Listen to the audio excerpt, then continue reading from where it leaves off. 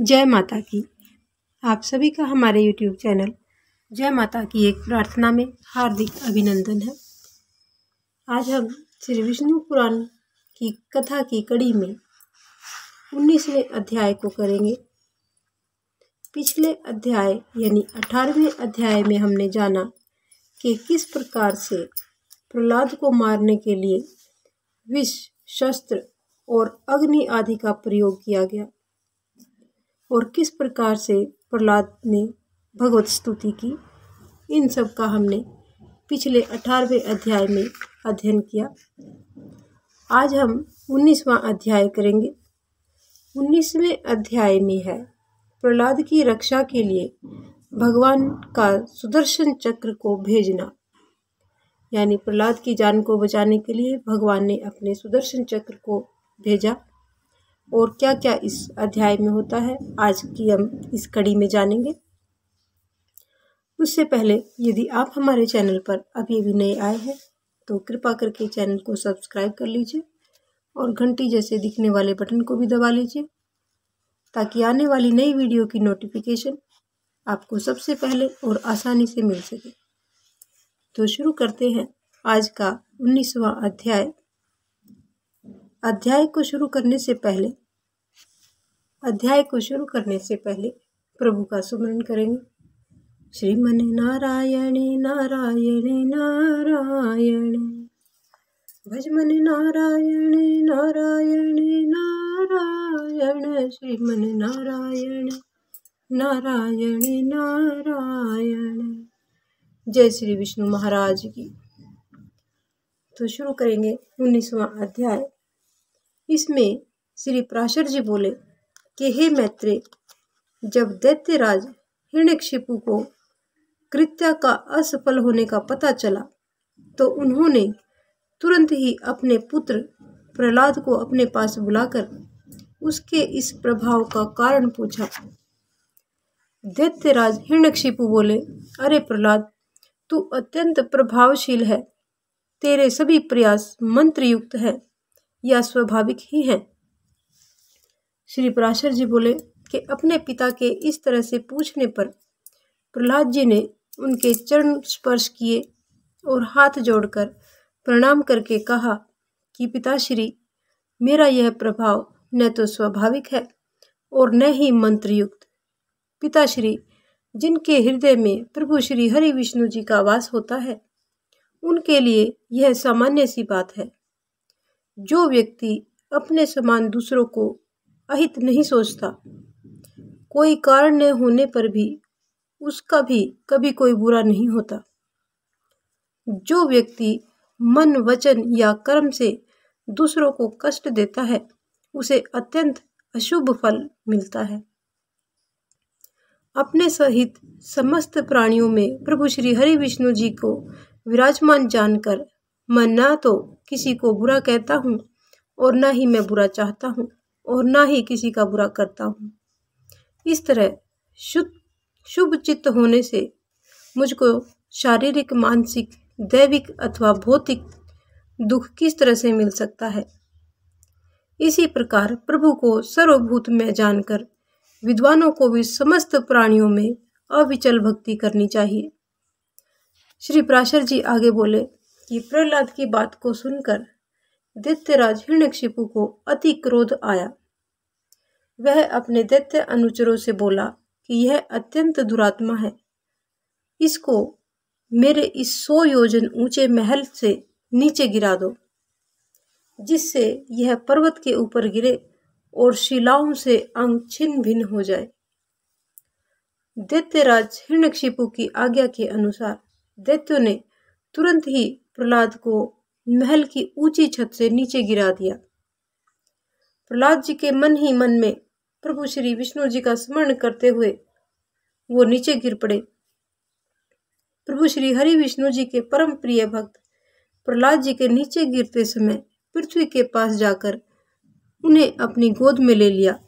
यानी जैसे ही प्रहलाद जी ऊपर से नीचे गिरे तो पृथ्वी ने उसके पास जाकर उनको अपनी गोद में ले लिया, जिससे उन्हें कहीं पर भी किसी भी प्रकार की कोई चोट नहीं लगी। दैत्यराज हिरण्यकशिपु ने जब इतनी ऊंचाई से गिरने के बाद भी प्रहलाद जी को स्वस्थ देखा तो उन्होंने परम मायावी शंभासुर को अपने पास बुलाकर उससे कहा कि यह दुर्बुद्धि बालक अवश्य ही ऐसी कोई माया को जानता है जिससे इसका वध कर पाना असंभव है, इसलिए आप अपनी माया से इसका वध कर दीजिए। शंभासुर बोला कि हे दैत्यराज, इस बालक का तो मैं भी अभी वध कर देता हूँ। तुम मेरी माया का बल देखो, मैं तुम्हें हजारों करोड़ों मायाएं अभी दिखलाता हूँ।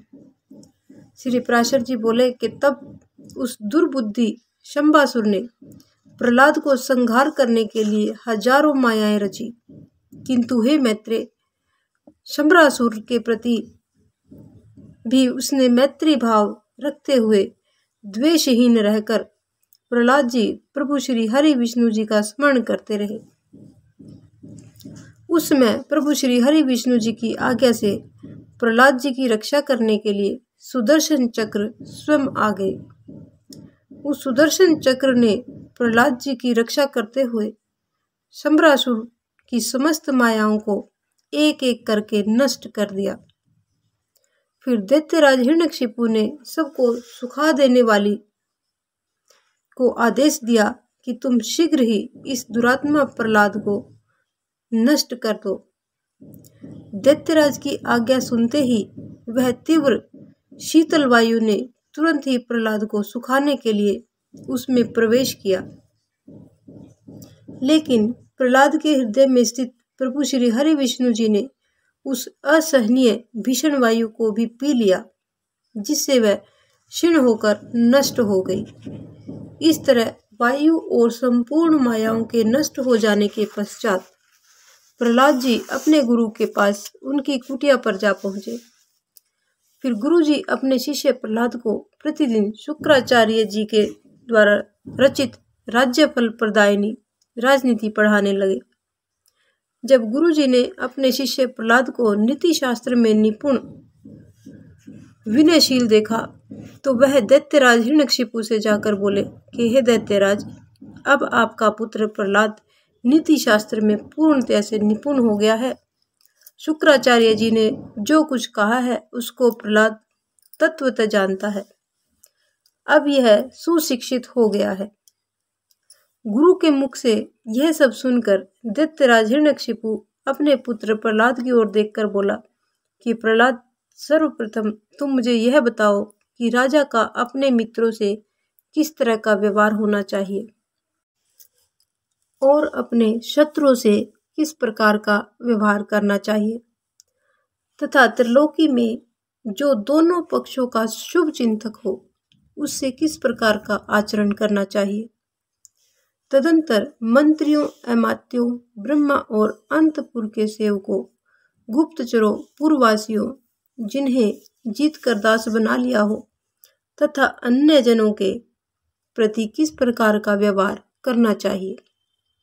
हे प्रहलाद, यह ठीक प्रकार से बता कि करने और न करने योग्य कार्यों का विधान करना किस प्रकार उचित है।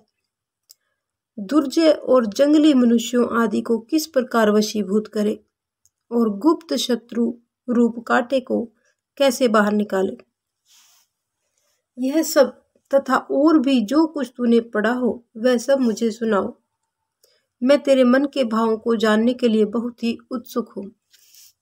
श्री पराशर जी बोले कि तब प्रहलाद जी ने अपने पिता के चरण छूकर हाथ जोड़कर कहा कि हे पिताश्री, इसमें कोई संदेह नहीं कि गुरुदेव ने तो मुझे इन समस्त विषयों की शिक्षा दी है। मैंने उन्हें समझ भी लिया है, लेकिन मेरा विचार है कि ये नीतियां अच्छी नहीं हैं। साम, दाम, दंड और भेद ये समस्त उपाय मित्र आदि के साधने के लिए बताए गए हैं। परंतु हे पिताश्री, यदि आप क्रोधित न हो तो मैं बता देना चाहता हूँ कि मुझे तो कोई शत्रु, मित्र आदि दिखाई नहीं देते। हे महाबाहो, जब कोई साध्य नहीं है तो इन साधनों से क्या लेना। हे तात, प्रभु श्री हरि विष्णु जी तो आप में, मुझ में और अन्यत्र सभी जगह व्यापक है। फिर वह मेरा मित्र है और यह मेरा शत्रु है, ऐसे भेदभाव को स्थान कहाँ है। इसलिए हे पिताश्री, अविद्याजन्य दुष्कर्मों के प्रवृत्त करने वाले इस वागजाल को त्याग कर अपने शुभ के लिए प्रयत्नशील होना चाहिए। हे पिताश्री, अज्ञान के कारण ही मनुष्यों की अविद्या में बुद्धि होती है। क्या बालक अज्ञान में जुगनू को अग्नि नहीं समझ लेता? कर्म वही है जो बंधन का कारण नहीं, तथा विद्या भी वही है जो मुक्ति की साधिका हो। इसके अतिरिक्त अन्य कर्म जो परिश्रम रूप तथा अन्य विद्याएं कला कौशल मात्र ही हुआ करती है।